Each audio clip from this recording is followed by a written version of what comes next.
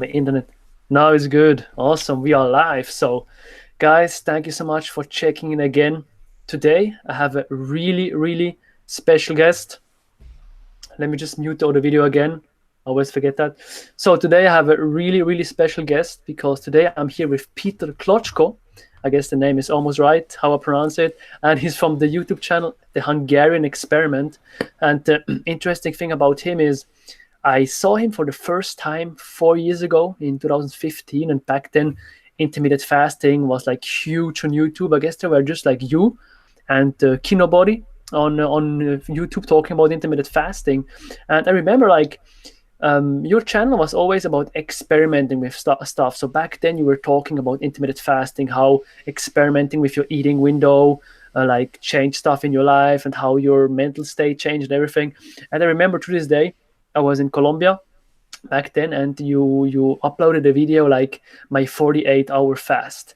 And back then on YouTube, it was like a huge thing. I was like, oh, he's not eating for like 2 days. And in the video, you were like, yeah, for 30 hours in, I feel weird, I don't know if I can push through it. And just funny to see how back in the day, like 48 hours fast was like such a huge thing. And now on YouTube, you see like people fasting for 5 days, and they document it, but it's just not a big thing for them. And right now also on YouTube, the standards are pretty high.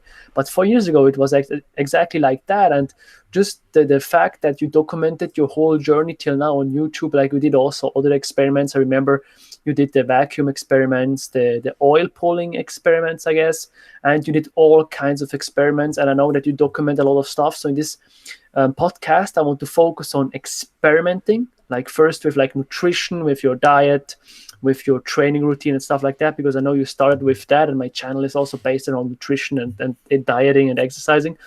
And then later on, I want to go on into like experiments you are doing right now, and also like other kinds of stuff. Let's just like flow around a little bit.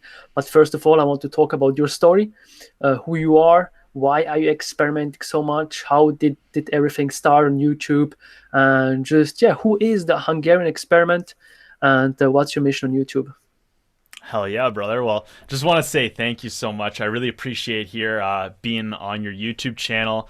I know we met like right when we were both starting our YouTube channels, and like it's amazing to see that we're still connected all this time, and we're still managing to keep up on top of each other's journey. So just want to say I really appreciate it, and I'm very grateful to be here on your YouTube channel. And I love what you're doing too, man. I think I don't want to take this too tangential in the beginning, but I think you're a great example of what it means to be a human experiment. The way you document yourself on your YouTube channel is very in line with how I'm documenting myself, and the way I believe many other people out there in the world need to document their journeys for the world here on the internet and on YouTube. And the big reason I believe that is because as you kind of mentioned, I believe we're coming into the new Renaissance if we're not already in it. So if you look back at the Renaissance from the past, the Renaissance was this combination between, art and science. And I believe, we kind of went away from that, where everyone just kind of had one job here and there. And now it's like everyone people are becoming polymaths, where they're disciplined, in multiple areas of life. And like as you were discussing there earlier, is people are learning things so much faster. A couple of years ago, the idea of fasting for more than 2 days was absolutely crazy. It was crazy to me. It's probably crazy to you. It's probably crazy to so many other people out there in the world. But the more this information gets out there, the more we are able to watch people do real shit. I hope I can swear here on your No on worries. your live stream. No worries. The more we can see people doing real shit here in the world, and actually see what it's like for them to go through it, what it's like for them to experiment with it, the more we're like, wow, I had this limiting belief in my head. I put this barrier up, whether it was yourself or society did it, or your friends or your family put this barrier there saying, you cannot do this. That if you go more than 24 hours without food, you're going to get tired, and you're going to get Yeah. lethargic, and you're going to break down, you're going to lose muscle. So the more I just personally experimented with all these unique ideas and concepts in life that kind of push that boundary and push me out of my limits, like the idea of stomach vacuums. I say it in my videos. One of the videos now is it's crazy. It's just blowing up. It's like 1.7 million views now. Yeah. And I just say it's like, when I watched people on TV who could do this unique ab exercise that could make their like abs roll in the rib cage, I thought this was like a yogi master, like someone dedicated their whole life to doing this thing.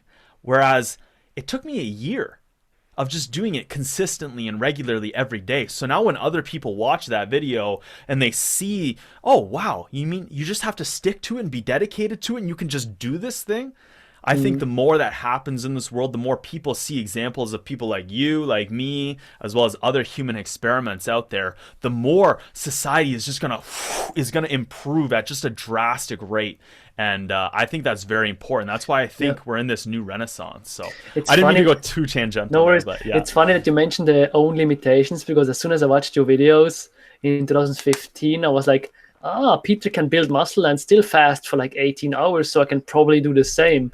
So then I started to do that actually. Like I started like intermittent fasting also kind of out of your videos, like watching your videos, watching you fast for 48 hours. I was like, oh, if he can fast like for 24, 48 hours, I can probably fast for like 16. And I remember that pretty vividly. Yeah. So then just for myself, like going into my background, I remembered, as being a child and a teen, when I would go out there, like the internet was still pretty new. As you mentioned, there weren't many people talking about intermittent fasting. And this when I was like 20 or 22 years old. So back when I was like, 13, 14, 15 years old, and this new thing, the internet, was out, and I'm just like searching and trying to learn all these different concepts and ideas. There was all this information out there, but there wasn't really like if we fast forward a bit to about the 20s, when I was really debating the idea of making a YouTube channel, I was watching a lot of health and fitness YouTubers out there, but they were only vlogging their life. They were only showing, oh, here's my day and here's me going about doing what I'm doing. And if you go see my videos from the past, you will see I did this and this led to this result. And then I like tried to find it, but like it didn't flow well. There was no dynamics to their channel, to their videos, or to their journey in general. So I thought, I think I can do this a different way, where I experiment with these ideas. I show you how the other factors of my life may be affecting that experiment, like with stomach vacuums. I also show the other ab exercises that I was doing throughout those years. So if you're questioning, is it only stomach vacuums, you can literally see the foods that I ate, the physical activity that I did, the lifestyle that I lived throughout those experiments. And I believe, in terms of like, if you want to scientifically study me as a human being, that there's a lot more information. It's a lot easier to follow. There's a lot more conclusions that you can draw because I took this experimental way of documenting my journey. Mm-hmm. So that was basically it all for me. At one time, I think it was like 18, 19 years old, this idea of the Hungarian experiment popped in my head. And then it wasn't until a couple years later where, again, I was really considering making a YouTube channel. And I was like, damn, like, this is it. Like, I didn't want to call myself, like, Kloczko Fitness or Hungarian Fitness, because it's like, life is so much more than health and fitness or just any one specific niche or thing. So I was like, you know what? If I become the Hungarian experiment, if I brand myself in this way, I can literally experiment with anything. Yeah. And I think that's what's unique about it. So I remember when I saw the YouTube name for the first time, I was like, who is this specimen? Like the Hungarian experiment, like it came from the woods of Hungary, like this superhuman.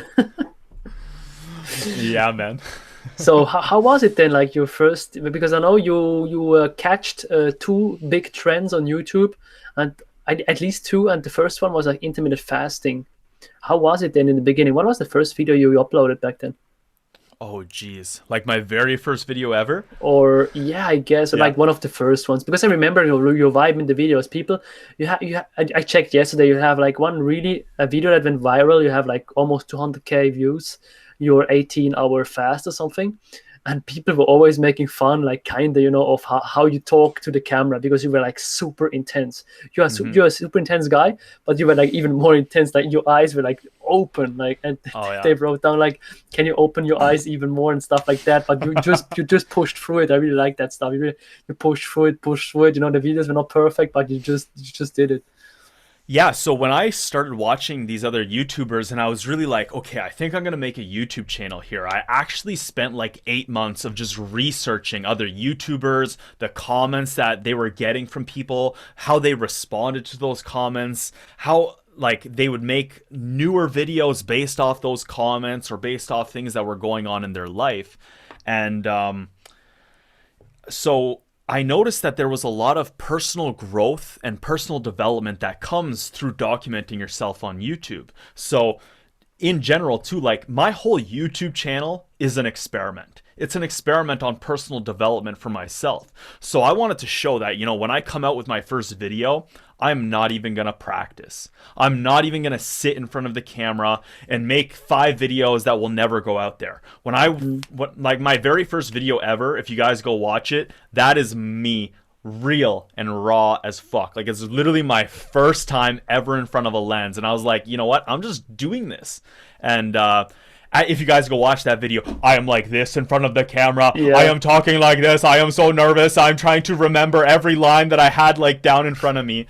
But then you see, and this is what I tell people even now, like I meet, right now I'm touring across Canada with Matt McKeever. He's a real estate investor here in London, Ontario. He's one of my main clients. I actually live in the house here. Like he lives in this house too. And, we meet real estate investors from all across Canada, and they all need to be documenting themselves because in terms of marketing, it's one of the best ways. In terms of real estate, it's a very, very visual thing. So I tell them, just start recording. Start recording yourself. Like, you might not need to upload those, but the more you see yourself, the more you see your ideas and theories, and you see yourself on frame, you're going to know how the next time you want to display yourself, how you want to change that wording, or if that thing that you're actually talking to in front of the camera matters to you. So that's what when I first came out with my channel, I was like, you know what, I'm just going to be raw and real and show that there is, I believe, personal growth and development. And you can see over the 4 years that I've been doing that this actually led to me being more articulate, led to me being more comfortable, not just in front of the camera, but people in general. It helped me to solidify my theories and my ideas in life. But again, as you're mentioning there were a couple things that I knew I could take advantage of. So I was already heavily experimenting around with intermittent fasting. As you mentioned at the beginning of this live stream, is that, there were only, I think it was the Hodge twins, Kino Body was lightly discussing it. There were just a couple books out there in the world, and they weren't even really focusing on intermittent fasting as a whole. It was like a slight part of their book. And the more I just researched upon this and started seeing these guys online who were getting amazing results, I was like, you know what? I have to try this for myself. So before I even started my channel, I'd probably been doing it for about a year and a half, maybe 2 years. I was experimenting with it, and I was like, yo, if I make some videos on this, and the way I know I want to make them, more documented long-term style rather than just here's me on this day and here's the results I'm having from this thing, I knew it would just pop right off. Yeah. And then along with that too, another thing that I knew would just pop right off. And again, this is a big part of my channel and my journey. And if you're considering being a human experiment as well, other people who might be watching this, is that look at where society is going. So I was watching heavily, like Arnold Schwarzenegger was discussing right around, 2020, the end of 2014, the beginning of 2015, how a lot of the bodybuilders had they were just going to put on the most muscle they could. It had nothing to do with aesthetics anymore. And he was saying how these bodybuilders have these blown out guts and they look fat when they're on stage, and how guts, yeah. The bubble gut, yeah, exactly. And how back in his day was all focused on aesthetics and the vacuum and having a slim, tight midsection with broad shoulders and stuff. So I was like, you know what? I think this is what women find attractive too. The more, I have lots of friends who are women, and I ask them what they appreciate in life, what they're attracted to, all this kind of stuff. And a lot of them told me like they're not attracted to those huge dudes. Like they're just not. And so I was like, okay, how can I attain that slim tight waist? And the more research I did, I kept stumbling upon the stomach vacuum and all the research that I did out there. There weren't any good videos documenting the results from the stomach vacuum as well as how to do it. And taking you through the whole process. What happens after a month of doing stomach vacuums, or 6 months, or a full year? So I was like, hey, I'm super dedicated and super passionate about this. I'm just gonna do this every day for a Yeah. year, and those videos have they've gotten me a lot of attention, got me a lot of views. Definitely one of my biggest experiments out there. So if you guys are Yeah. watching this and you're interested on how to get a nice slim tight waist, some broad shoulders, you gotta like create that V taper, and I believe it's all with the stomach vacuum, and intermittent fasting will help with that as well too. By the way, shout out to Yoglev. He writes, please upload this as a video. I really want to watch all of it. Yoglev, who's Thank- that? Yoglev, I have no idea, dude. Thank you so much, dude. I appreciate it. Yeah, your story is a perfect example, but it's an extreme example because you said you were recording the first video with your phone and you were never in front of a lens.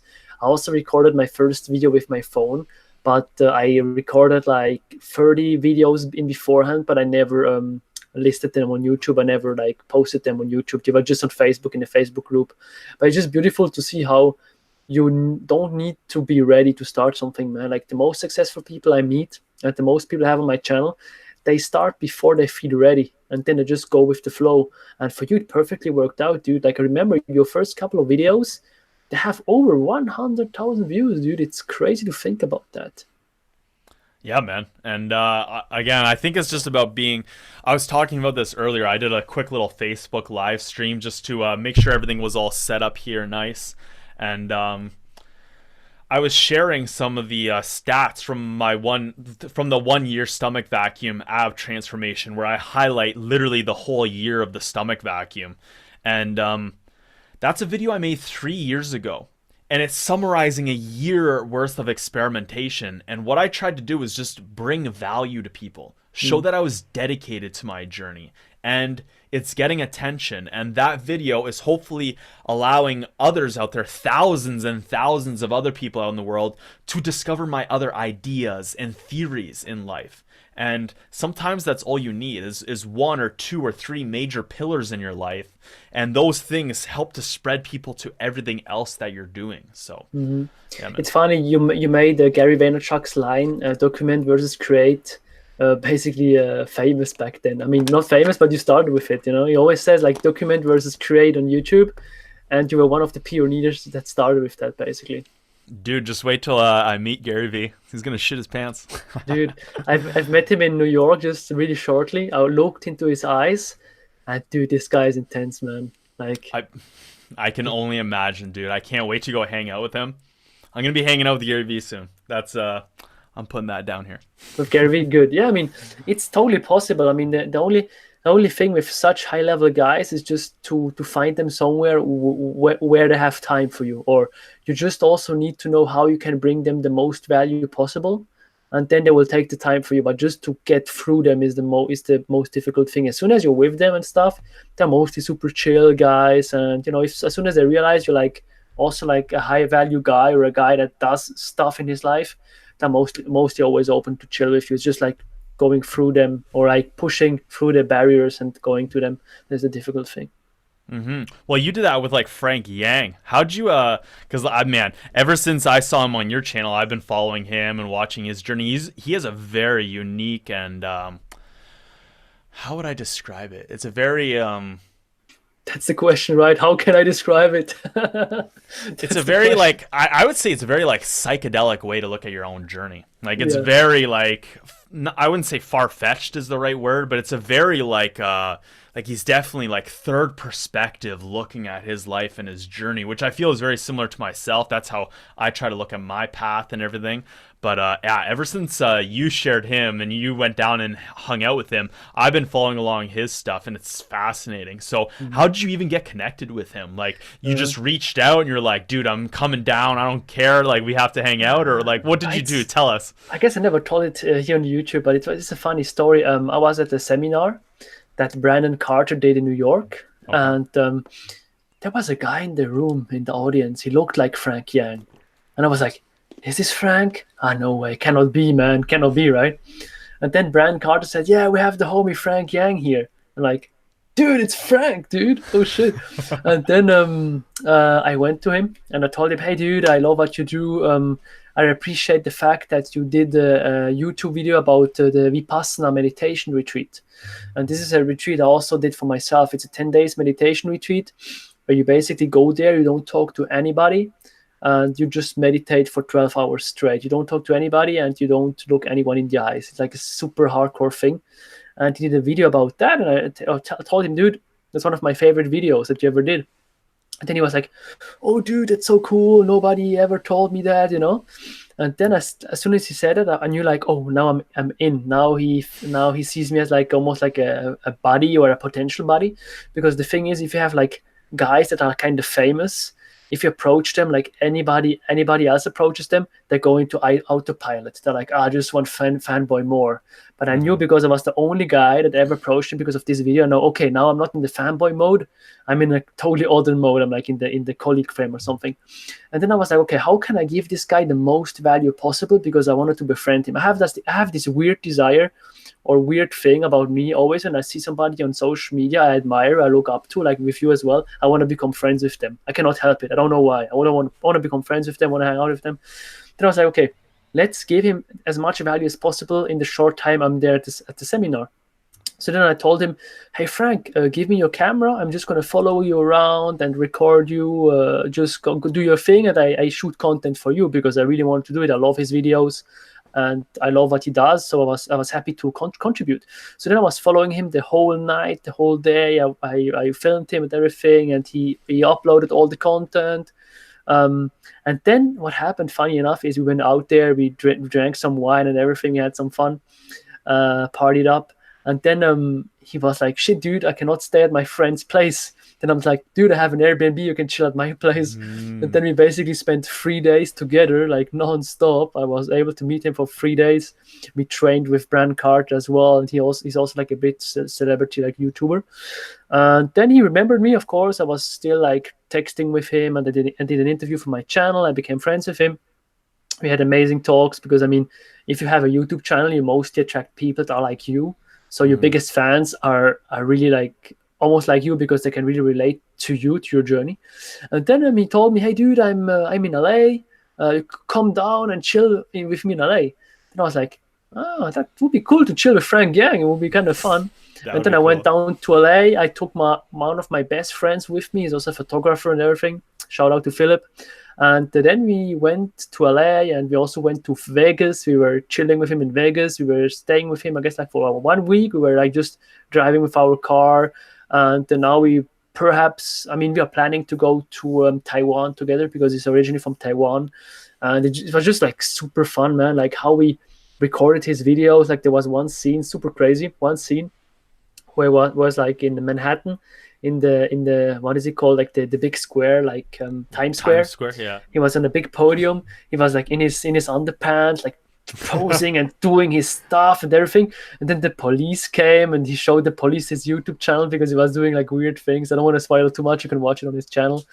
It's just funny. It was super insightful to see how he records his videos, because if you look at his YouTube channel, his YouTube videos, they're like super crazy, and it's like art. It's like an art form to do these videos. I was always asking myself, how does he do it? Is he like planning and scripting and everything? And literally, it's the whole other way around. Everything is in the moment. Like he grabs his camera. Oh yeah, shoot me here, shoot me here, shoot me here. And like he's like in a whole other world, man. His mind, I don't know where it is. Like he's like, oh, I don't know. It's difficult to describe. He's like, he told me like he thinks about himself that he's like half enlightened, like people are like half natty. He's like half enlightened, so it kind of fits his personality, because sometimes he pulls stuff off in public where I feel like, dude, are you crazy or something? I was always asking myself, is he like really crazy, or is he really like half enlightened and I'm like the dumb one? You know, I never knew till today. That's awesome. It's crazy. Yeah, man, I love his journey, and again, I've been checking him out more ever since you showed him on your channel, and he's a unique, interesting character, that's for sure. And I agree. His stuff is like an art form in a way. And now that's interesting that you said that he kind of just grabs it. Because after watching him for a bit, I was like, I feel like that's what he does. It's like he's kind of like a painter, but instead of a painter having everything in front of them, he goes out into the world, gets all his different supplies, and then comes back to the canvas and is like, Yes. okay, what can I create with this? Yes. And that's what I saw. And I saw like your cool zombies video and all that kind of stuff. And it's definitely very, very interesting. It's an interesting journey. So I appreciate you sharing that there, because that's No awesome. worries. I I mean, I think that's a can. big part of it too, is that like, again, you mentioned too, it's like how people reach out to you. Some people think you just go, I want to work with you, I want to collaborate with you. It's like, I've had a few people here from London, and I hope they see this. They probably won't, because I know they don't watch my stuff. But it's like they go, I love what you're doing, I want to collaborate with you. And I go, oh, that's cool. Well, what do you want to do? What have you heard? Oh, well, I don't really know. I have no idea. It's like, so you don't. Like, you're just, you want to take advantage of the situation and the exposure. And I just don't like people like that. So I really Yeah. appreciate when I see people like you, where you meet someone and you fully take advantage of that opportunity. And I don't think enough people do, you know? To be honest, my best friends know that about me, but most people don't. I have like when I started with YouTube, I always wanted to meet people that already made it, want to become friends with them because I always loved the YouTube game, like, to have a YouTube channel.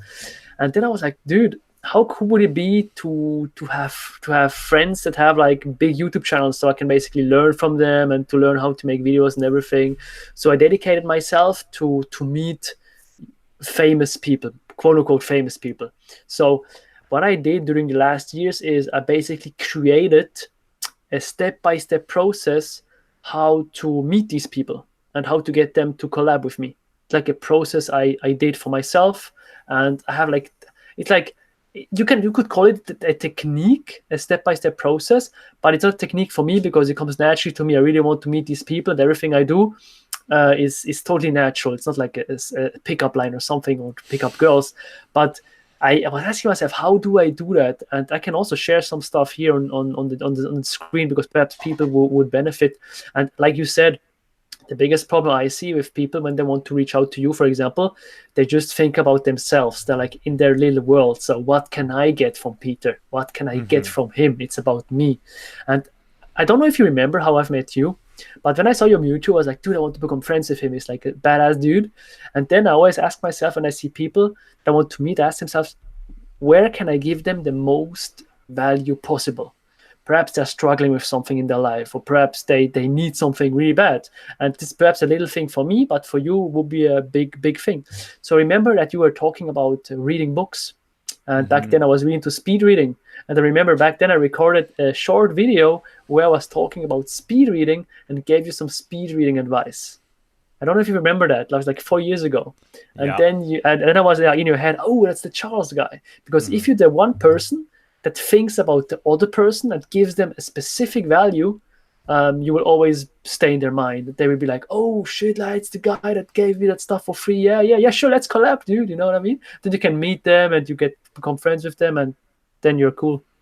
100%. It's a power move in a way, like Robert Greene talks about in the 48 Laws of Power. It's and again, power moves are good and bad. Like, it depends on how you take advantage of it. But I think he mentions, I can't remember the exact person, but maybe it was Thomas Edison, and he really wanted to become friends with someone. And instead of just being like, look, I want to be friends with you, I want to learn from you, he goes, dude, I heard you have this very, very rare book.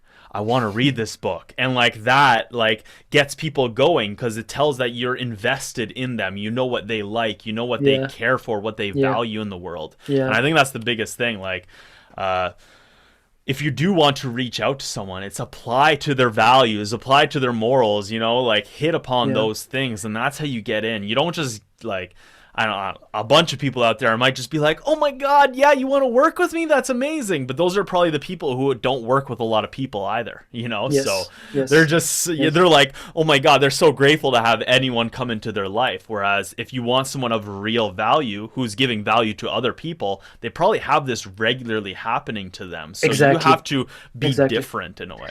It's Yeah, like a man. hot girl. A hot girl always gets approached by douchebags. You need to Yeah. be the one guy that is sober, and then the girl realizes, oh, he's normal. Yeah. Okay, it's good. By the way, I just want to give a little shout out to a YouTuber I started to watch as well on YouTube. He's called Red Pill Vegan, and he's in the Yeah. live chat. And it's funny, like he writes. At the Hungarian experiment, I just heard about your channel from Alpha Destiny talking about stomach vacuums. Literally just started watching your videos last night. What's going on, Red Pill Vegan? Thanks for Yeah, hopping in here, brother. yeah, dude, Yeah, we're awesome. looking at some of your comments right now. Dude, I love Oh yeah. YouTube. Like I So yeah, also if watch you him.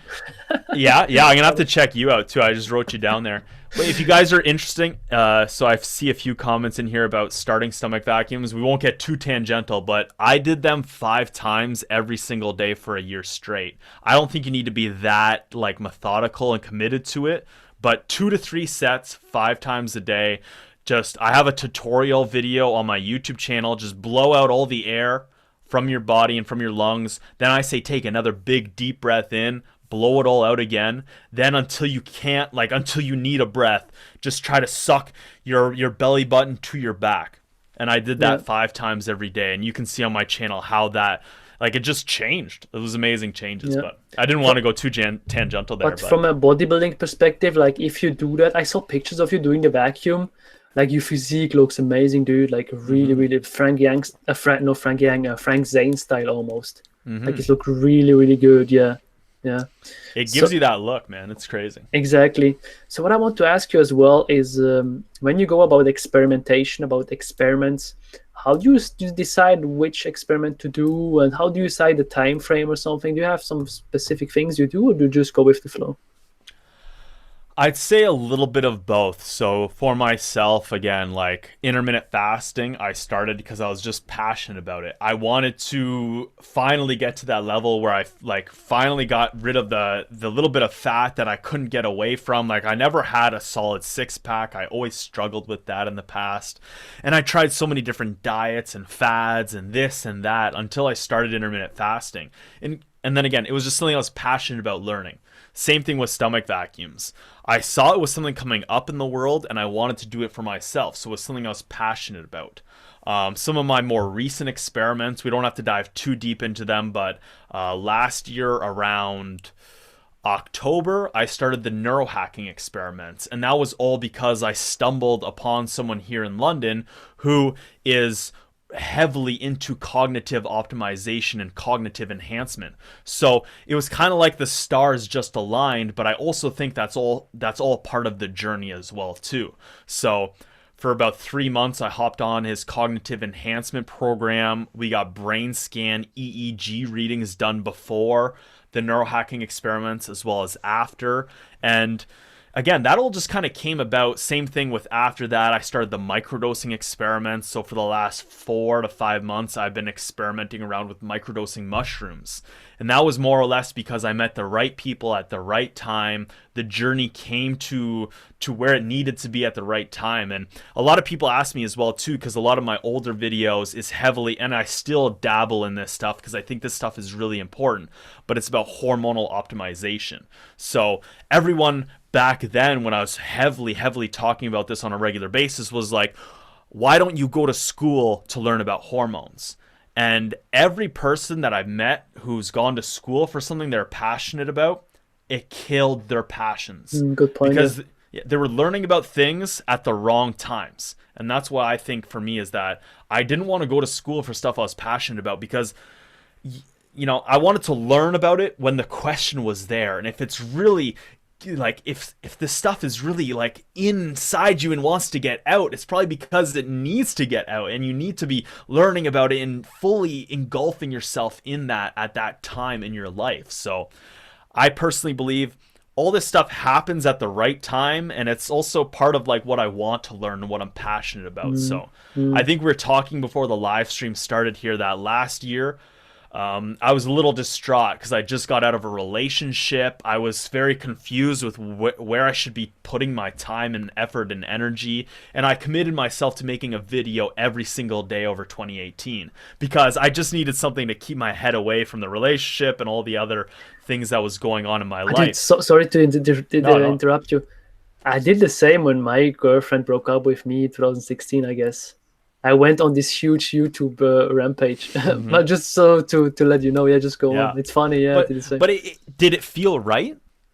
It didn't feel right to me. You know what I mean? And that's what I felt after those 50 days. I was like, I'm forcing the journey. Like I'm not like just going with the flow and allowing things to happen and question the things as they need to be questioned. Yeah. So I think that's a big part of it. If you're questioning wanting to become a human experiment, or if you're questioning, I want to be on YouTube, but I don't know how. Is just start documenting the things you're passionate about in the world. And Yes. those are just going to unlock the steps to what you truly care about and hopefully get you upon your life task in Yes. life. And I That's think a, I'm on my life task right now. that's So, a good point. I just had a conversation with one of my friends. He talks about his purpose and he's looking for his purpose. And he asked me like on a weekly basis. A good friend of mine, also a client and I coach. He's losing weight right now, has good success. And he's also always talking about like often thinking about his purpose. And I always tell him, dude, you need to just try stuff out step by step. And I just told him today that like 3 or 4 years ago, I was also asking myself, what's my purpose? Why am I here? What I want to do with my life? And I needed like 3 or 4 years to come to the point where I'm right now. So when people are like talking about their purpose, it's a strong word, but just they're talking about what they want to do in their lives. It takes time, man. It takes years, but it's totally worth it. So what you say, if you don't experiment with stuff, you will not come to the point where everything is clear. I would say for me, there was never the point where I was like, oh, now everything makes sense. Now do yeah. this. You know what I mean? Yeah, no, 100%. And if other people are watching this and they're questioning their own purpose in life, a great book that I suggest reading. I know Kyle Harks, he's probably here in the comments section, and he actually just downloaded Mastery by Robert Greene. And so for people who might not know and understand my journey here, I had the marks to go to university here in Canada, but I really didn't want to spend all this time and effort and energy and money doing something that I wasn't sure I was passionate about. So I went to school to become a resource drilling and blasting technician. Yeah, You Charles has did. got mastery right there. Hell Uh-huh. yeah, dude. Good. Love it. Get on I the probably books, read guys. that book like 3 or 4 times, and like my book's all tattered and worn apart now. But so I was working in an underground gold mine for about a year and a half, and I heard Robert Greene on Joe Rogan's podcast, and he was talking about mastery and how, we look at these people like Leonardo da Vinci, Thomas Edison, the Wright brothers, Albert Einstein, and we look at them like they're geniuses. But the thing is they're not geniuses. It's just they stuck to the things that they were passionate about in life. They didn't give up on them. They didn't allow society or other people to stop them from doing what they're passionate about, and that eventually led them to their life task. And their life task is that thing that has led them to be in history for forever. It's the reason we're still talking about them decades, centuries, and generations after their death. It's because they fulfilled their life task. Now, how do you get to your life task? You got to find out what you're passionate about. And it's not easy to find out what you're passionate about. Again, Kyle's here in the comments section. We've had these deep discussions where right now he's becoming financially independent. So he doesn't have to work at a job. He has his life set up in a way that he's making enough money, passive income that comes in through real estate, that he doesn't need to work under someone else. And he's very passionate about photography and a few other things in this world, graphic design and a few other things. But I told him, you need to keep experimenting. You need to experiment with new skills and new knowledge, because you just Yeah. need to unlock that one or two or three other things that you're truly passionate about. And poof, they're all going to synchronize together and become your life task. So Yes. I personally think, because I figured out real young that, money doesn't matter to me, I really don't give a fuck about what people think about my ideas and I my can clearly thoughts and tell. my Yeah. theories in this world. I just put it out there now. I don't even care what people are going to be disgusted or leave me, because it's You like, you we're made just one video about humans. that. You made one Yeah. video about that. Like I don't give a fuck. You said yeah, yeah. I remember that. Yeah. It's called like, I'm not a corporation. Yeah. Why do we feel as human beings, as individuals, we need to limit ourselves in any way? We're human beings. I understand, Charles, that you a year from now might think everything that you've done is wrong. Yeah, And you might become born again and experience something new, a new idea, and that changes you. But that doesn't mean that like it was wrong what you thought at this point in your life. It was just yes, who you were, right?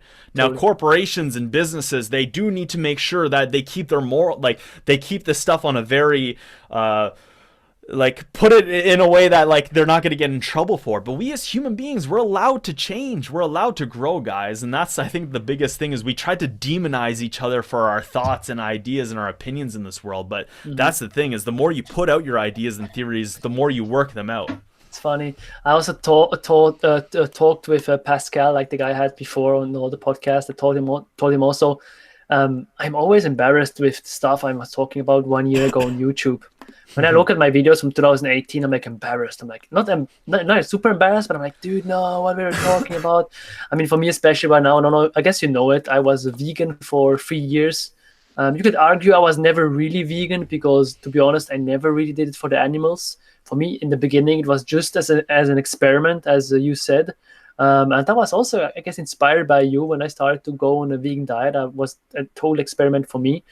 And when I look back at the things I was talking about back then and the things I talk about right now, it's like, dude, in 1 year, you can change so much. That's also a good thing. Like also when people don't agree with me right now, I'm like, dude, that's good. I don't even agree with myself. And I look back at my videos from like 1 year ago, I don't agree with that guy anymore. It's like another person almost. Hmm. No, I agree 100%. And I think that that's okay to happen. That's okay to do.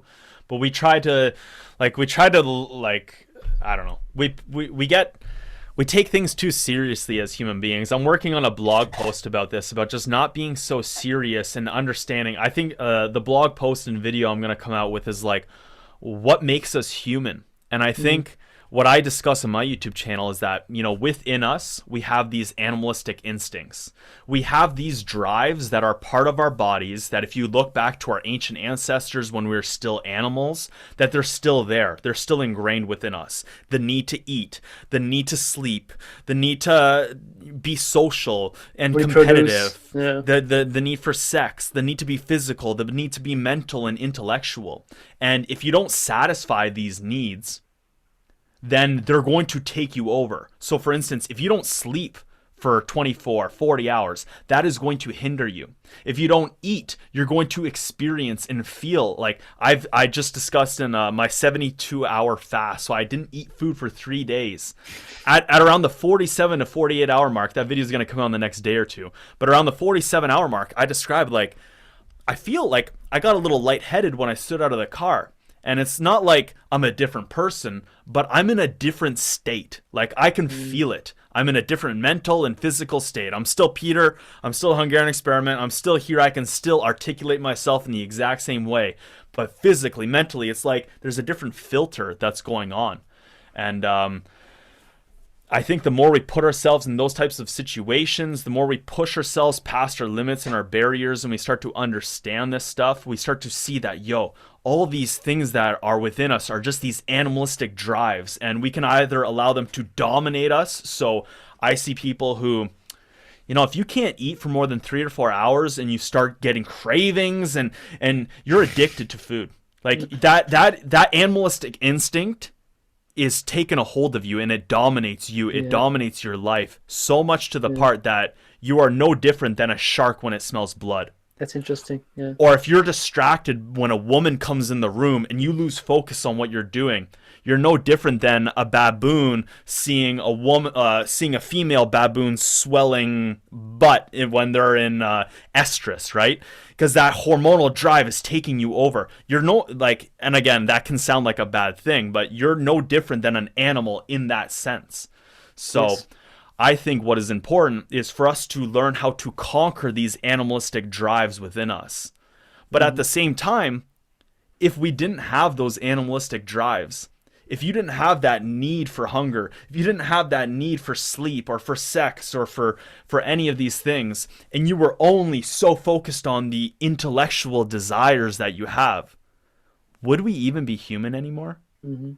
Hmm. So I think that's a unique thing. Like what makes us human is this combination of, you know, having these intellectual desires as well as these animalistic instinctual drives within us that we need to kind of satisfy both. And that's the beautiful contradiction about being a human being. is that both these things are there pulling you in both directions. So That's interesting. Yeah, I love this discussion. Like, there's a good book called The Happiness Hypothesis by Jonathan Haidt, or Haidt, something Haidt, I guess. Yeah, he was also on the Joe Rogan podcast a couple of weeks ago, and even okay. in his book, he also talks about how to become happier in life, and he talks about the elephant and the rider. So your rational side is like the rider, and your emotional side, your drives is the elephant. So with willpower, you can kind of steer the elephant around, but the elephant is always stronger than the rider. So sometimes the elephant will just do what he wants to do. And our mission as people is to train our willpower to also like kind of set up our environment so the elephant doesn't get out of hand. Like, it's pretty interesting concept. I like that, dude. I like that. It was happy. What was the book again? Happiness Happiness hypothesis. Hypothesis. I have it Dude, I also. like that idea. I have it. I have it even here somewhere on my bookshelf. I can perhaps pull it out of the bookshelf later. I have like 300 books lying around here. Yeah. Yeah, it's crazy. But it's one of my favorite books because he combines wisdom from India, Asia, from like 3,000 years ago, like the Buddha and everything, like spiritual stuff, with Western science because he's a psychologist. So he combines both worlds, like Western science, like about science about willpower and everything, with like Buddhistic mindsets, and he combines both. Like, it's a super interesting book because I also believe we need to kind of combine both worlds, as you say as well. The instincts, we need to combine them with our rational side because you cannot override them. I don't care how much willpower you have. If there is a cookie in your room somewhere, you will always eat it. I will always eat. Always bet on the not on the willpower but on the instincts. Like, it's super crazy. It's super hard to override them.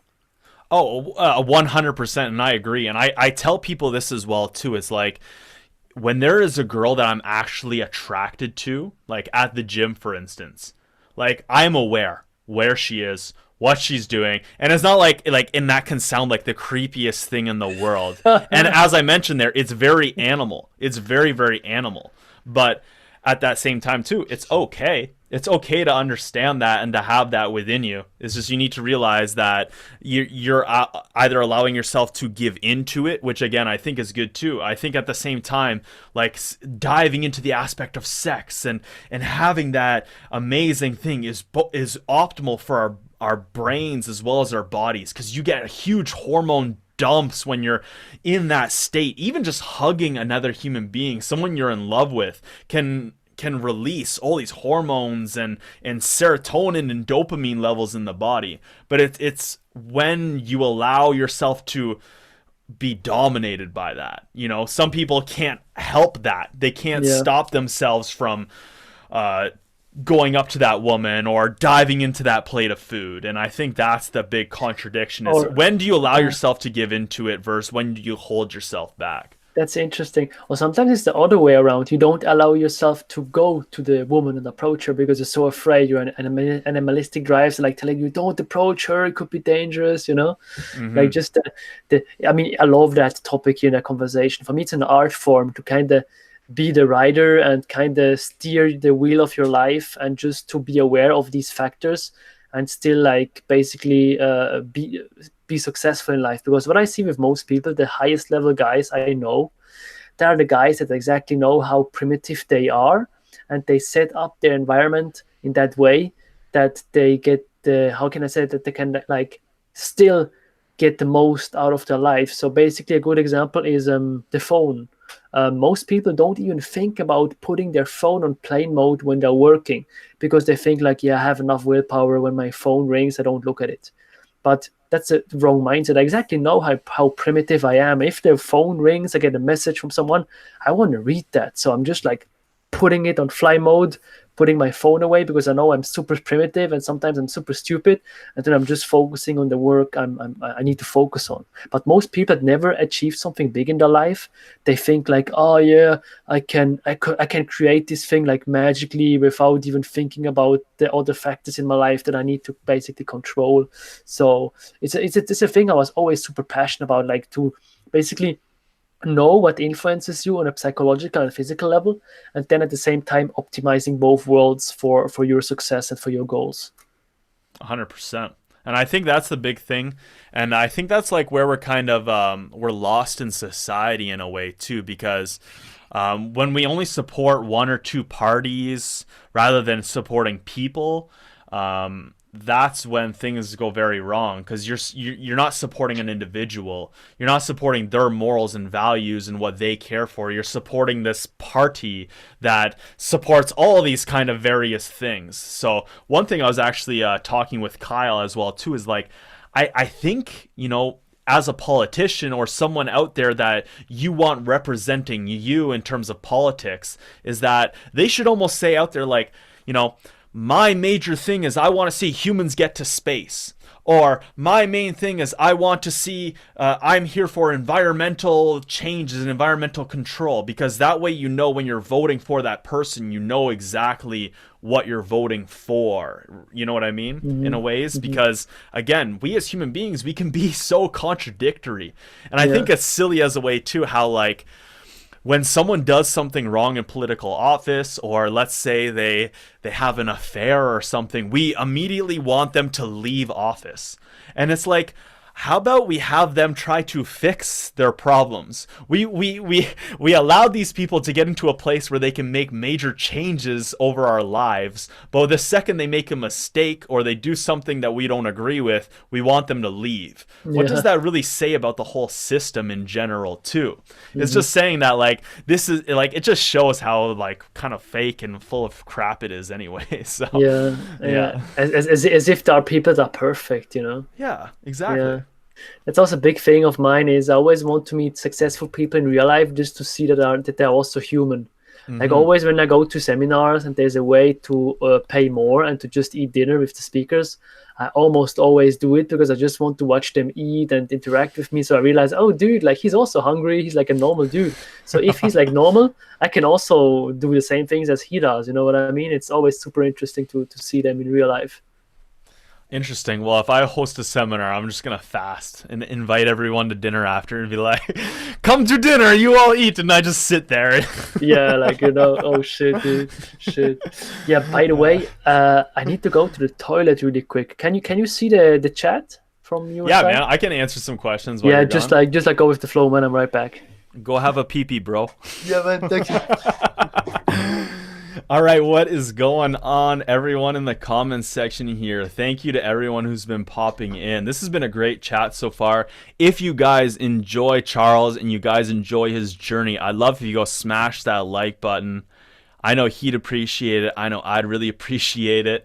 Maybe leave some more comments for us. Go follow him on Instagram. Go follow me on Instagram. Subscribe to my YouTube channel. You guys are awesome. But let's read some of these comments here. So, Yo Glev, he was in here. He's asking if this is going to be uploaded as a video on his channel after. Charles said yes. Thanks for the support. Kyle was in here as Harks Creative. Go follow Kyle as well.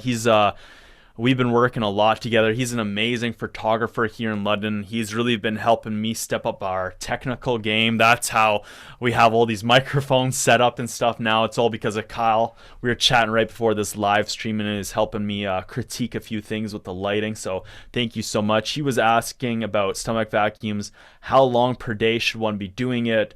What if you can't hold your breath very long? Should you be doing more sets of them then?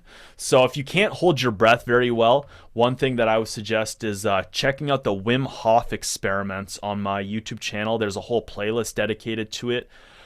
By doing just the Wim Hof breathing techniques, I managed to improve the rate with at which I can hold my breath by a full minute. That's all by using his technique. So I don't believe it's much as how long you can hold your breath. I just don't believe you've adapted your body to being able to absorb the oxygen as much as you can. So with the Wim Hof breathing technique, that will help you improve the rate with at which you can hold your breath. So if you can only hold your breath for 20 seconds, hopefully after a couple weeks of the Wim Hof breathing method, you could almost do it for a full minute. And that will allow you to hold the stomach vacuum for even longer. Crazy. I think Charles is back here. I'm getting what's back, up, man. By How the was way, your pee-pee, bro? that's good, dude, because I just came from the gym before that podcast and I drink like perhaps like 2 or 3 liters in like 2 hours or something. Damn, So then, dude.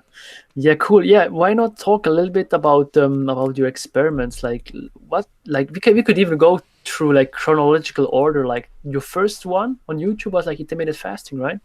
Yeah. So it would have been the intermittent fasting as well as the stomach vacuums. And then I haven't really dove in too deep on my channel in terms of discussing this experiment, but over the 3 years, the first 3 years of my YouTube channel, I did year-long caloric deficit, caloric surplus, and then situational experiments. So Oh through yeah. that first year, what I tried to do is I tried to eat in a slight caloric deficit for 70 to 80% of the year, because I wanted to see if I could gain muscle while being in a caloric deficit. And I believe that I proved that you could do it. So basically, I ate for 4 to 7 days. I would eat in a slight caloric deficit. So if you guys go back and watch all those videos, I show you how you can calculate your caloric surplus, deficit, and your maintenance levels. It's really not that hard. For about a week or two, you just need to eat very consistently, keep your physical activity very, very consistent, weigh yourself every single day in the morning, know what your fasting window is, or know how long, like, you got to keep it very consistent, as I mentioned, because if you're waking up one day and you didn't eat food for 12 hours, and then the next day it was only 8 hours, that's going to affect your body weight in the morning. But you do that with, as well as dialing in the amount of calories you eat. So you'll probably need a food tracking application like MyFitnessPal, and make sure that you're getting the same amount of calories in every single day.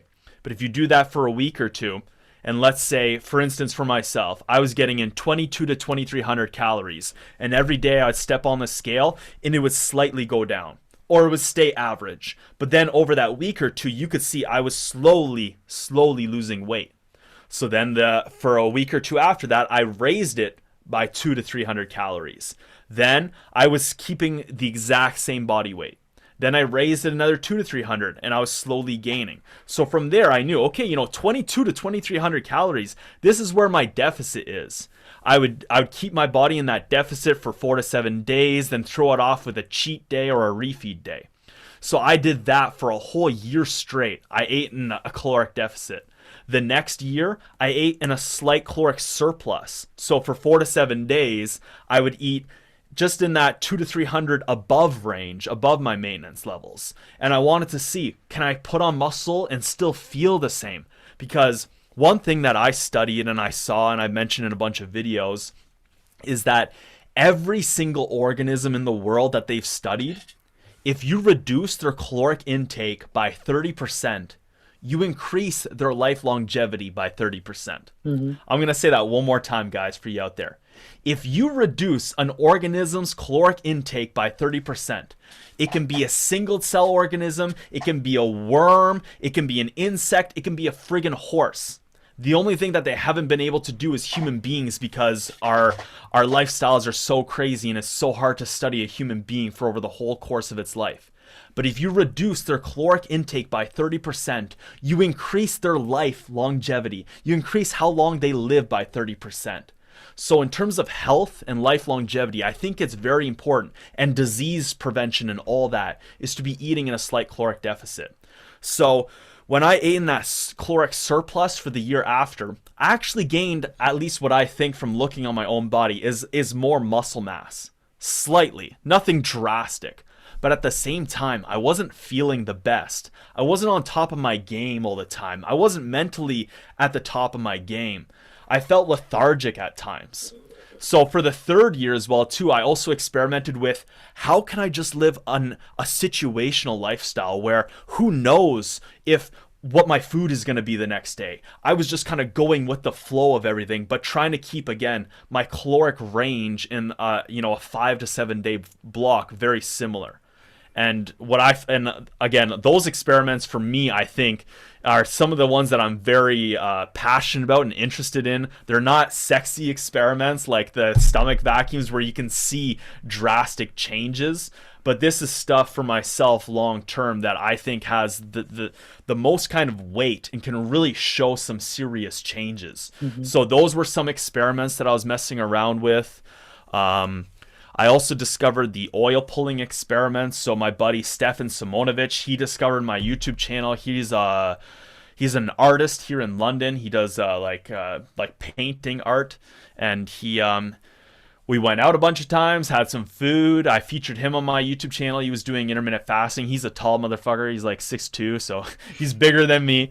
And he was getting great results with intermittent fasting. He's like, dude, you got to try oil pulling. You think you're getting great results in all these other areas. You got to try this. At first, I was like, man, this sounds stupid. Swishing oil in your mouth, like that doesn't do anything. But then I tried it. I had these perceptions, but I was still like, I'm going to try it. Like, I still trust your feedback. And I did it. And I saw some amazing results. And, I don't know. My teeth look kind of white. I don't mess around with it as much, but I try to do it every once in a while. And I think those were some very interesting experiments that I did very early on that, had some great results. I'm just curious, oil pulling, you mean you put like oil in your mouth and you rinse your mouth with the oil, or Yeah, what do like you do? WD-40, like car oil. No, I'm just kidding. Like you do, you do like coconut oil. Coconut oil. Some people say like olive oil can work, avocado oil, stuff like that. So I've only ever done it with coconut oil. But I find, man, if you do it like 3 days straight, like I've noticed a change. Tons of people have left comments on my YouTube channel that they've seen changes. I've also had people in real life who are like, dude, I don't think that works. I'm like, girl, you got to try this. And then they do it and they're like, oh my God, Peter, that was crazy. And it's like, what I say too is like, do it for 10 days. You're going to see whiteness in your teeth and you're going to see a drastic change. Jeez, I need to do that. Yeah. Yeah. One, Yeah. I'll give a real, so my mom used to work, like she had this assistant at the place that she worked at, and me and this guy used to have big chats all the time. I think he's like in his he was in his 40s at that time, and I was telling him about oil pulling, and he actually got like one of his front teeth get knocked out. So he went to the dentist. They sized him up to get a new tooth in, and they're like, come back in a month. During that month, he started experimenting with oil pulling because he saw the results on my YouTube channel. And he went back to the dentist, and the dentist was like, we can't even use this new tooth for you because you went up like 4 or 5 shades in whiteness. And the guy's like, well, the dentist was like, have you just been brushing your teeth like 6 times a day? And Sean, his name's Sean. He's like, no, I just tried oil pulling. And the dentist was like, I don't believe you. And he was like, what do you mean you don't believe me? Like, I'm telling you what I did. And the dentist was like, I don't believe you. He had to come back a few weeks later to get the tooth changed because it went up so drastically in terms of whiteness. So Oh shit, yeah. dude. So that's where like for me is like, yo, a dentist doesn't even believe this stuff works. That's how you know this stuff is legit. That's a good moment to ask you a question here. I got a really good question from Zach Remy, sorry for mispronouncing. Shout out, man. He's almost always in my live streams. What experiment have you done that stands out the most in your mind as far as surprising you with the results? So the biggest results that I can see in terms of like physical changes was definitely the stomach vacuums. I did not expect me to go from, again, when I mentioned this in the first few videos, is that I always struggled with fat loss. So I wasn't fat, but I was always slightly chubby. Like I never had a solid 6-pack. So I'd always walk around like sticking my stomach out, trying to like show my abs through my shirt. So over the years, I just had like a very blocky like midsection. Like I couldn't do anything with it. So some kids messaging me now on like, I can do stomach vacuums. Yeah, but it's like, yeah, dude, you're 10 years old. Like you don't even do ab exercises.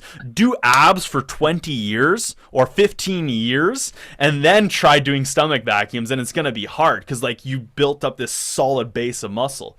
So I didn't think much results was going to come from it at all. But from those videos, you can see that my body fat levels really didn't change much at all. And I went from a 32, 34 inch waist. Like that's the belts I had to wear, the pant sizes I had to get. And now, as well as a year after that experiment, I went down to a 28 to 30. So I lost 4 to 6 inches off my waist by doing this. And why? I believe it's that underneath your abs and your obliques, your rectus abdominis, and it runs across your body like this. So it's what they call is like a muscular corset. So the more you strengthen this up, it's going to actually tighten up your body, and it helps build a protective muscular wall around your organs and stuff. So some people leave comments too, is like, imagine if you got punched in the stomach. And it's like, actually, my stomach and my organs are actually much more protected because I've done the stomach vacuum for so long. Now, Crazy. another experiment that I believe has greatly benefited me, and this is stuff that I can't physically show you changes. We do have scientific changes that are coming out of my YouTube channel right now, but it's the neuro-hacking experiments and the microdosing experiments. So as I mentioned earlier on in this live stream, or maybe when we first started chatting, I'm not sure if it was on the live stream yet, but I hopped on Ben Switzer's cognitive enhancement program. This guy, he actually got Lyme disease. He got bit by a tick being out in the woods, and this tick gave him Lyme disease, and he went through, I think, 12 to 13 different doctors, and they all misdiagnosed him. So for years he had Lyme disease. No one figured out that it was Lyme disease, and his brain went through serious negative side effects. Like so what he did is he finally met a doctor who was like, all right, let's try this blood transfusion. They replaced all the blood in his body, and it actually eradicated the Lyme disease from his body. But because it had been so long, his legs were shutting down on him, his brain was shutting down, like all these things were shutting down on him physically and mentally. So he was like, how can I do this? Because no doctor is going to help me through this, because they don't even know what the hell is going on. So he started heavily reading about meditation, taking nootropics, doing brain games, all this stuff to try to cognitively enhance yourself. And he saw amazing results. And now he's doing some big things here in London. He's creating a whole, like, a game that helps kids with, ADD and issues like that, on how to, find other ways to get through this stuff, as well as he's created True Focus, where he reaches out to, doctors, lawyers, businessmen, and shows them, look, I can raise your cognitive levels. I can raise your mental aptitude 10 to 15%. And if you have a 10 to 15% increased cognitive and mental aptitude, for some people out there, that could mean thousands to millions of dollars in their business. So for myself, I've experimented around with meditating in the past, but I always struggled with it because I was like, man, I'm not seeing results. I'm doing this for 5 to 7 days now. I'm sitting here trying to breathe and trying to do nothing, and I don't feel like anything's happening. But because I was kind of forced, because I was on his program and it wasn't my own thing I had to do, I saw some amazing benefits from meditation. It was probably around that, day 10 to day 12 of meditating 3 to 4 times a day for 15 to 20 minutes that I finally really started to, like, I can sit there now and really flow into the meditation. And it's just been an extremely enhanced understanding for myself in the world, what I want to do, what I really care for. And along with that, like, after I did that for 3 months, I then started experimenting around with microdosing and psychedelics and taking mushrooms. And that as well too has been like, where it's like when I'm on my microdosing days, if you guys are very interested, you can go check out a bunch of videos that are on my channel right now, where I take you through these days where I'm experimenting with a very fraction of a dosage of magical mushrooms. And I have a greater connection to my body. It's almost like I want to meditate. I want to put on slow music and do deep breathing and get very introspective. And I have to say that mentally, in terms of seeing, like, I've described this in one of my videos, it's like a person from the outside looking in, they're not going to see many changes. But from inside and looking out, it's like there's a different filter. Like, Yes. there's a different way I see the world after these experiments. And right now, I actually did a microdosing day yesterday. Very introspective, very in my own head, questioning my morals and values, having a greater connection with my body and my joints. Like I've rolled out my muscles and feeling more connection, feeling where those knots are, compared to a day like today. It's like, oh, here's my arms, here's my biceps.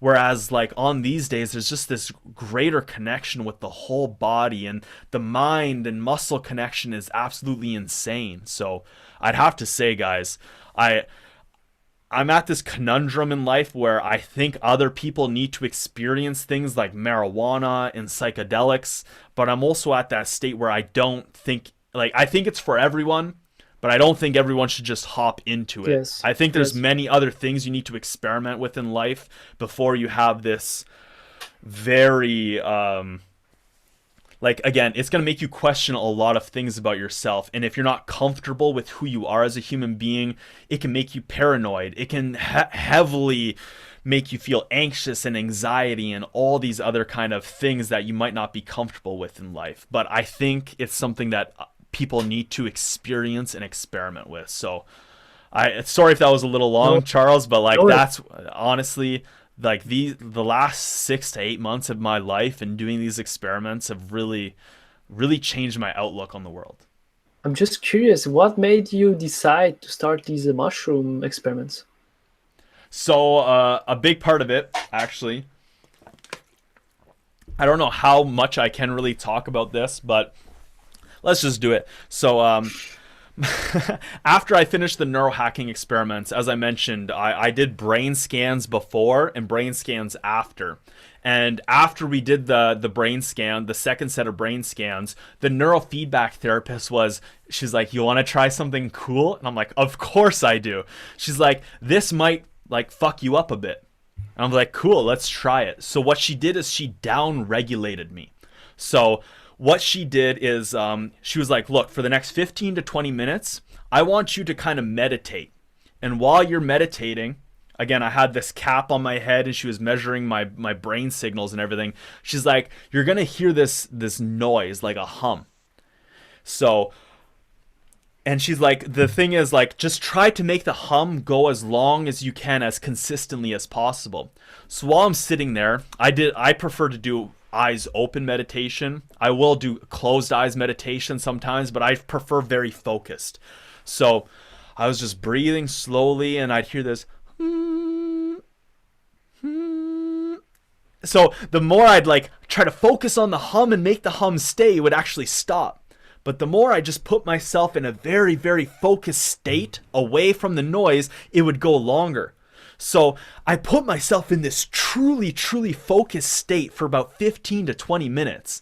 And then after, she's like, well, there you go, you did it. And I'm like, okay, like nothing's happening. And so after that, I had to go drive somewhere. I had to go film some videos. For the first hour, really nothing happened. Then it went to then an hour and a half. I was like, oh my God. Like, I'm getting this anxious anxiety feeling within me. Like, I messaged her right away. I was like, I do not like the way this feels.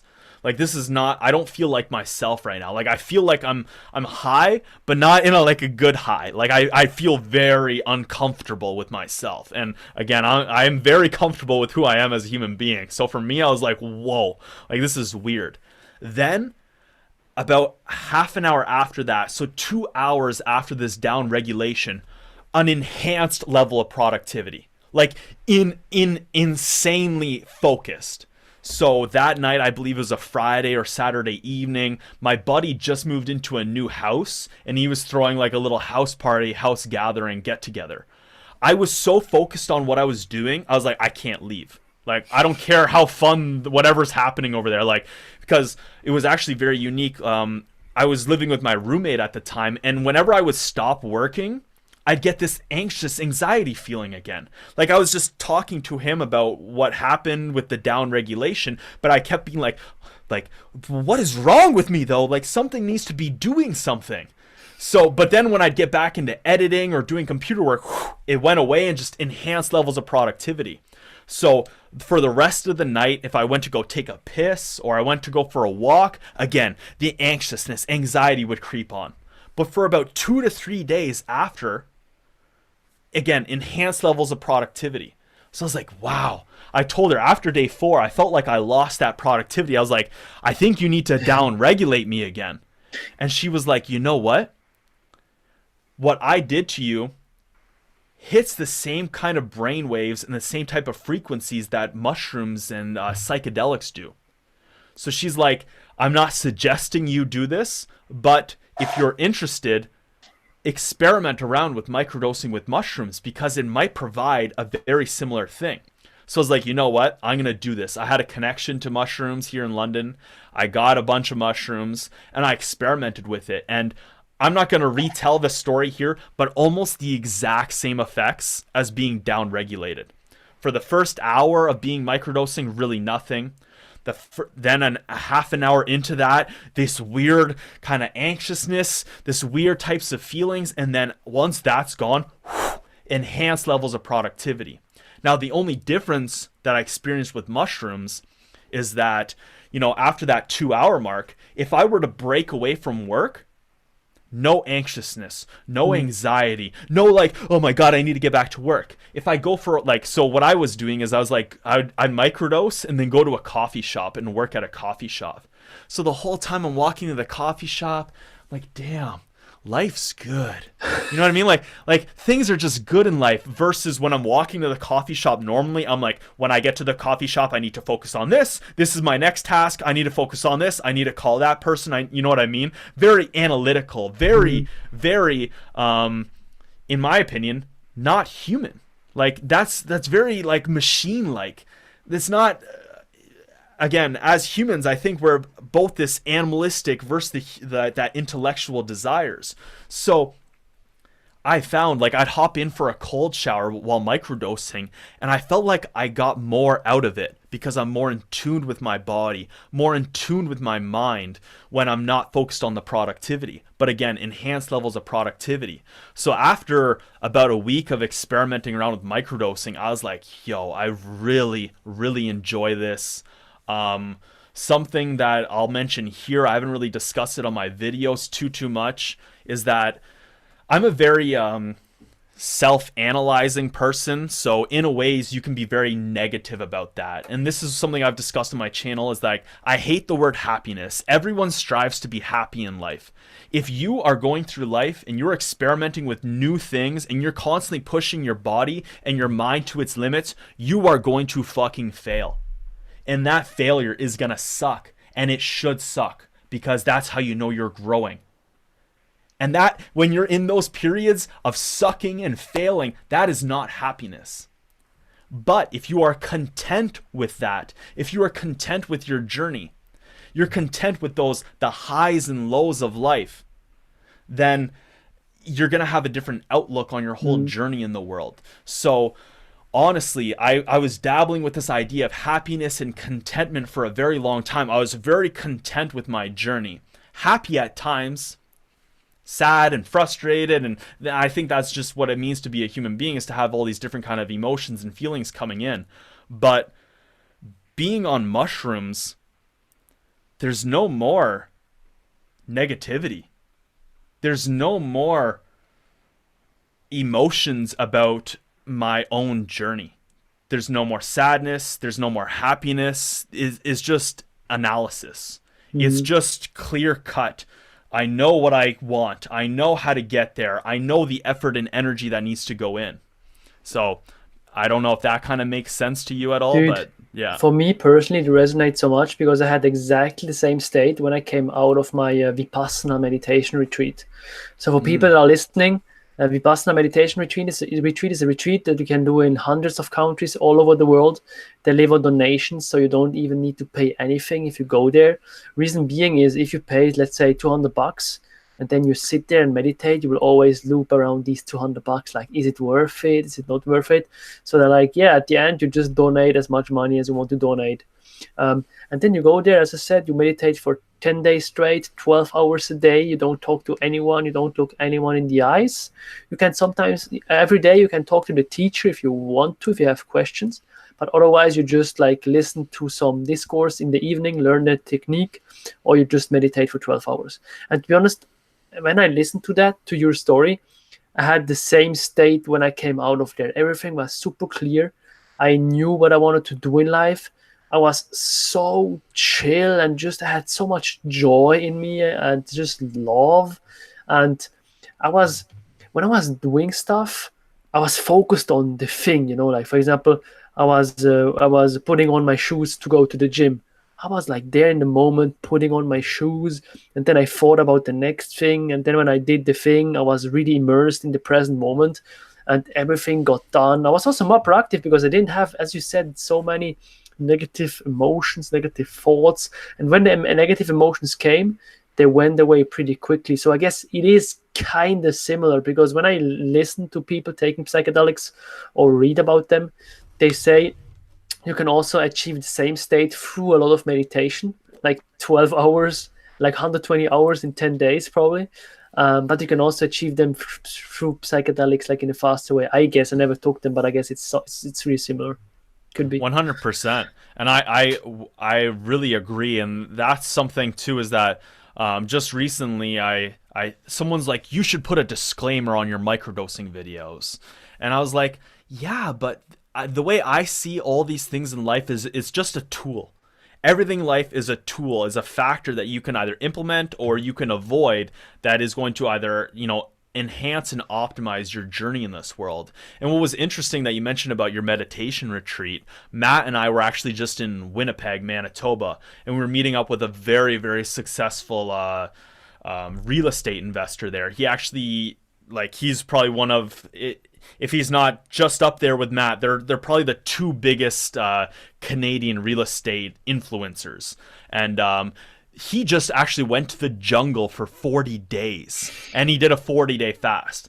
I think he's a great guy. I don't know if I believe he didn't eat for 40 days, but he was telling me a lot of the insights that he gained from it. And then after it, I asked him, I was like, have you ever experimented with psychedelics? And he's like, no. And that's, for me, is like, I think there are many ways to tap into this thing, whether through meditation or psychedelics. Again, these are all just tools. But again, it's also too, is like, do you want to spend 40 days fasting in the jungle, or 5 days fasting for 12 hours every single day, or take a drug or a natural thing that grows on the fucking ground that you can be done in 8 hours, that will give you the same kind of perspective and outlook on the world. Yeah. Again, I'm not saying one is right or one is wrong. It's about optimization and taking advantage of it for yourself. Yeah. But I think there's so many ways to unlock these things in our life, even just through sheer discipline, right? Like, being very disciplined to something you're passionate about can do the exact same thing. Yeah. Just might take you years Yeah. compared to, a 10-day meditating retreat. But Yes. they're all just Yes. tools. Yes. Yeah, by the way, just for people listening, I don't want to like get you guys on mushrooms or something like that. Like make your own decisions about it, watch like Peter's videos or do nothing at all. Just so I mentioned that here as a disclaimer, because there will always be this one guy that does like something and is like, yeah, but these guys on the podcast like told me so. No, we don't. We just share our experiences. And that's what I say on my YouTube channel, is always to do your research. If you hear us talking about something here, I hope you go check out more before you just like stop eating and don't fast or do a 10-day meditation retreat. Yeah. Or, because this is something I mentioned, like when I was talking about this whole disclaimer idea, is that, look, I just did a 72-hour fast. And for someone who's 600 or 700 or 800 pounds, who is so adapted to food and carbohydrates, if they just did a fast, they might suffer some negative side effects. So should I put a disclaimer on my fasting videos? Be like, hey guys, you should be very cautious about doing fasting, because there might be that small percentage of you out there that are not ready for this in life. But that's the thing, is that hopefully you guys see through my journey as well as Charles' journey here, is that you need to take an experimental approach to yourself, to your own journey in the world. Slowly experiment, try new things out, learn for yourself. Doctors don't make you healthy. Trainers don't make you fit. Like, they're just tools to help you get there. We are just a tool. We're just hopefully beacons and lighthouses showing you to the information so that you can go out there and learn for yourself. So Yes, good point.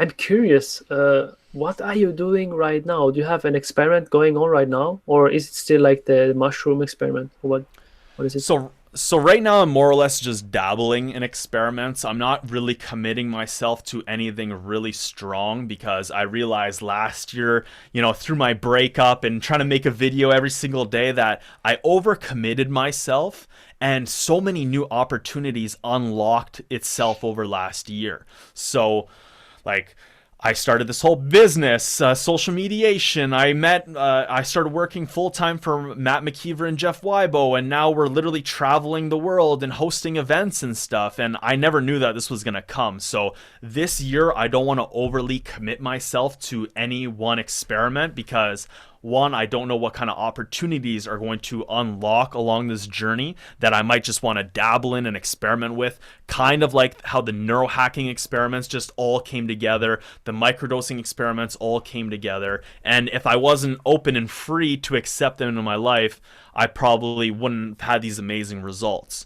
So this year, I'm just dabbling with experiments, still doing microdosing, Wim Hof here and there. I'm doing some cold meditation outside. But this year, I'm doing the human experiment. So I believe I've been experimenting enough for myself that my ideas and theories are solidified out there. That we need people like you, Charles, as well as myself, as well as people like Alpha Destiny, this guy named Josh Brigman. If you guys aren't watching Josh Brigman, this guy is showing how he went from a natty lifter and now he's taking steroids, and he's breaking down literally everything. His heart rate variability, every kind of stats and scientific data that he can supply, he's showing on his YouTube channel. And I think we need to make a network. We need to make a collection of these people because, to me, I think the scientific studies out there in the world, I've heavily researched so many of them. You can see them on my YouTube channel, but they're just not conclusive enough. Doing a scientific test on 40 people for 6 to 8 weeks, in my opinion, is not enough conclusive evidence to draw serious conclusions from. I think we need people who are dedicating their lives to documenting all their life factors. So let's just use Alpha Destiny, for instance, because I feel like a lot of people might know about him. If he was testing, or the government was giving him the ability to test his blood, to test his hormones, to scan his brain weekly, along with his extensive documentation, I think we could draw some serious conclusions from him. And then we could just compare him to thousands of other people, like yourself, like me. And if we're all getting regular testing done, then we can say, all right, guys, who wants to do the Wim Hof experiments for a month? All you have to do is add this new factor into your life. And we're going to do all the work behind it to see all the changes that is happening across these 1,000 different human experiments. So in an effort to make this idea sexy and to get it out there in the world, over 2019, I'm literally just cataloging people like yourself. So actually, over March here, you and Josh Brigman have been the two people I've been heavily researching and studying. So if any of you guys who are watching this are interested, check me out on Snapchat. Here and there, I show you guys what I'm studying and how I'm kind of creating my documents and my reports about you guys. But that's basically all I'm doing this year. So in 2020, nice. I'm actually going to come out with, I don't know if it's a separate YouTube channel or just like a show on the Hungarian experiment, highlighting people like Charles here, who I think is a great example of a human experiment. And I think we could do some really cool, unique, interesting, fun shows and ideas based off of it and get you guys more attention in the world, because you guys are so dedicated and passionate to what you're doing.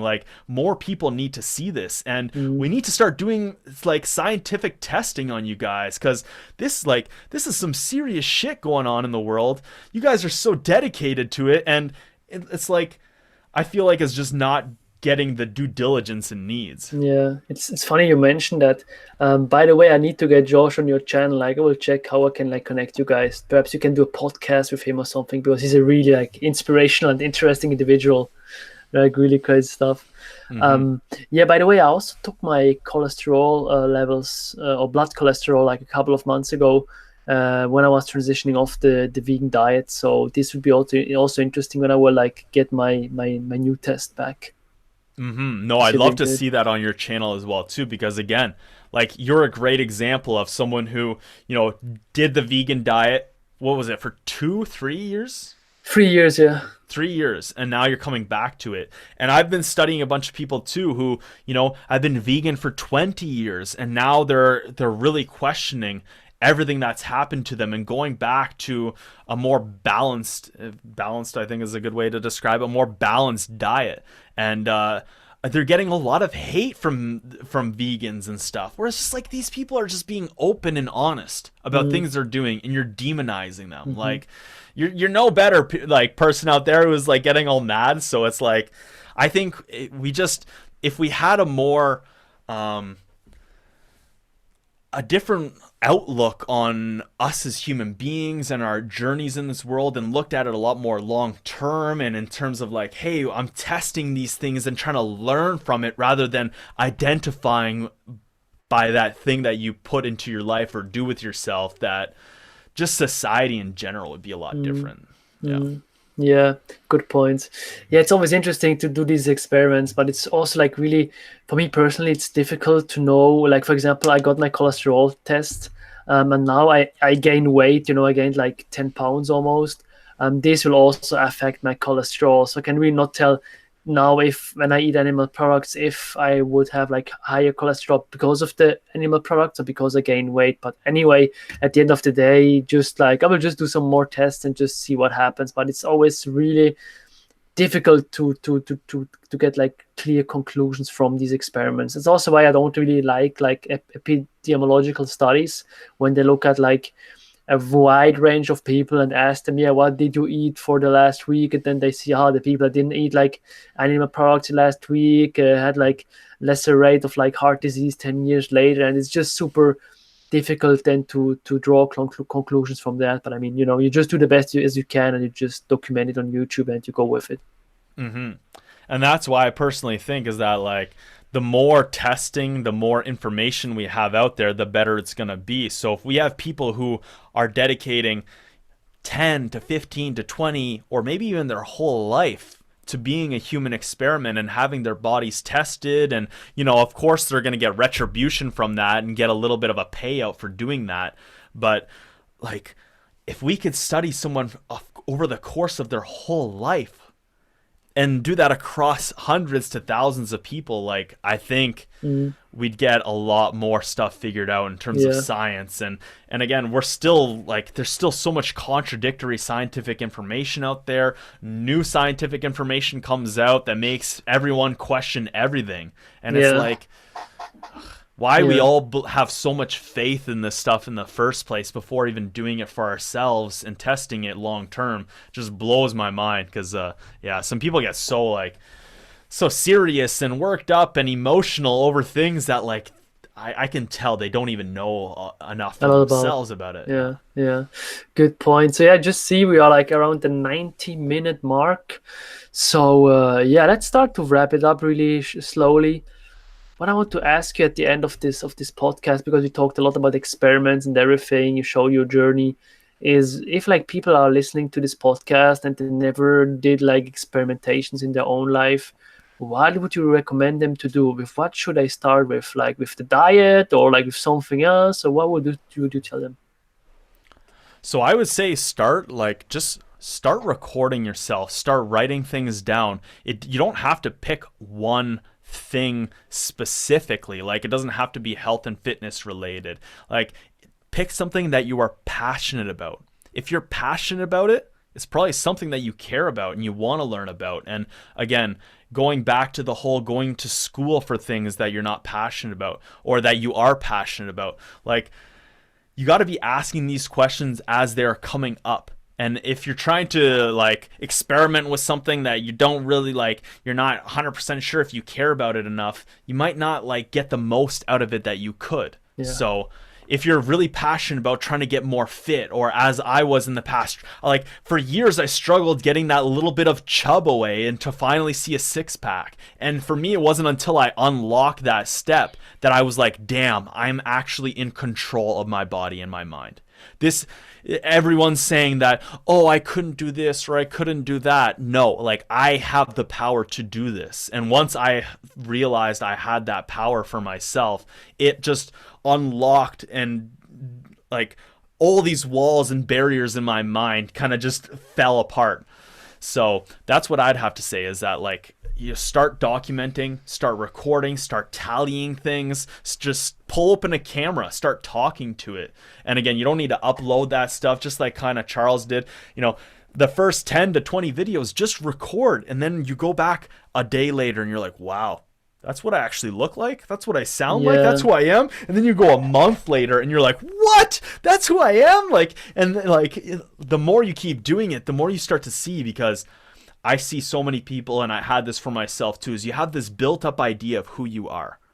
And until you like, again, start like tearing down these barriers for yourself, you just truly don't know. It's programmed by society, it's programmed by your parents and your families and friends about the things you actually value and care for. So Dude. just start doing something. You love it, because then when you start doing something, life becomes kind of like your playground. Like I do the same with this podcast here. Like I started with my own fitness journey. I was like 100 pounds or something when I was 16. I started to lift weights. I started to get like more jacked and gained a lot of weight. Then I realized, shit, dude, like I transformed myself in the gym. What can I do now? And I Hmm. just applied the same mindset to everything.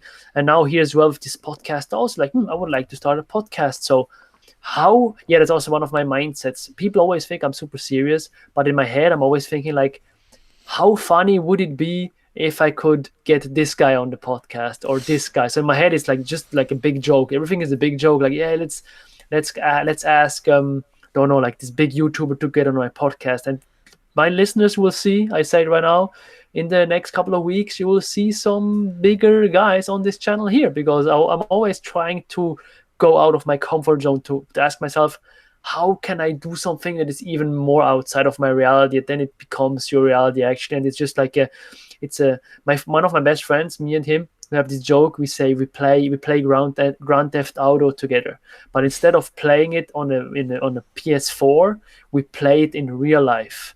And Haha. exactly that. And the video game points you get are perhaps your bank account or your business. Your business is like how you level up, like instead of World of Warcraft, you have a business or you have a YouTube channel and you basically level yourself up like that, or you are the main video game character of your own life. And then you just go through life and you unlock these achievements, you meet these people, you learn a new language, you meet other people. And for me, English also, I had to learn English. And it's like, yeah, it's just like, for me, it's like my life philosophy. Just got go through life like in a movie, like in a video game, and unlock these things, and don't take it seriously at all. And then you will have a lot of fun. 100%. And in that way too, it's like, don't be disappointed if you have experimented with something and you realize you're not passionate about it. It's okay to give up on things, to move on, but realize that you've now acquired that skill or that piece of knowledge, and that's putting you farther ahead.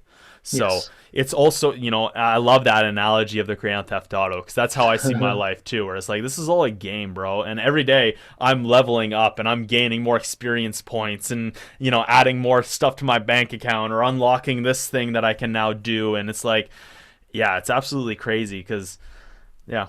Yeah, you just detach from your emotions more. You can also, like when I look at my life like a video games, for example, I was sick a couple of weeks ago.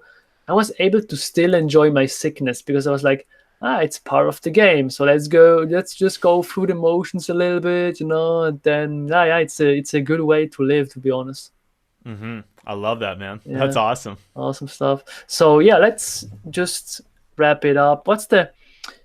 First of all, where can people find you? What's the best way to contact you? Yeah, of course. So once again, I really appreciate being on this podcast, Charles. This was absolutely amazing. Thank you so much. If anyone wants to find me out there, I'm just the Hungarian Experiment on the internet. You can find me on YouTube, on Instagram, on Snapchat. I'm the Dash Experiment. On Twitter, I'm hung_experiment, just because the usernames don't fit that much stuff. But yeah, if you search Hungarian Experiment out there, you will probably find me and all the crazy stuff I do on the internet. So Yeah, and what's the last thing you want to tell the listeners? Is there like some specific message you want to get out there?